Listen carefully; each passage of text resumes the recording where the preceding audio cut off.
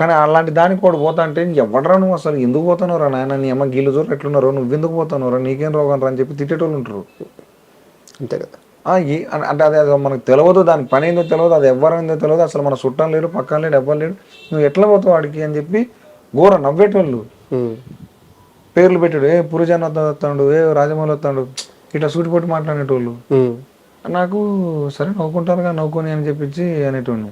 మనం ఏమైనా పాయింట్ చెప్తే ఆ తర్వాత దాన్ని ఏళ్ళని తీసుకుంటాం మాట్లాడేటోళ్ళు ఉన్నారు, మా దోస్తులే ఉన్నారు వచ్చడం మంది. సో అట్లా ఇవన్నీ ఉన్నాయి సార్. ఆ గ్యాప్ అనేది అంతే, మనం ఏం చెప్పినా రిజెక్షన్ ఎక్కువ ఉంటుంది ఆ టైంలో. ఎవరిని కలిసేవాళ్ళు కాదు. లేదు ఇక నేను ఇద్దరిని సార్ నా మైండ్లో ఒకటి శ్రీకాంత్ అడ్డాలి సార్ పేరన్న నా మైండ్ నాకు దగ్గర అనిపించింది. నేను ఒక్కొక్క అంటే అందరి కాడ పోయి కూర్చొని సిగరెట్ దమ్ దాక్కుంటా కాదు, ఒక పెద్దోడిని పడదాం, ఒక పెద్ద ఆయన్ని బట్టి ఆయనతో పోతే ఆయనకే నచ్చొచ్చేమో, సో ఆయన నాకు పని వచ్చామని చెప్పి అట్లా ఆలోచించుకున్నప్పుడు. సో అట్లా అడ్డాలి సార్ కాడ. ఆ తర్వాత సార్ కొంచెం అంటే సార్ వేరే బిజీ ఉండటం వల్ల నాకు ఇయ్యలేకపోయిండు. తర్వాత వేరన్న నాకు నా సెన్సిబిలిటీస్ నచ్చి వేరన్న దగ్గర తీసుకున్నాడు సార్.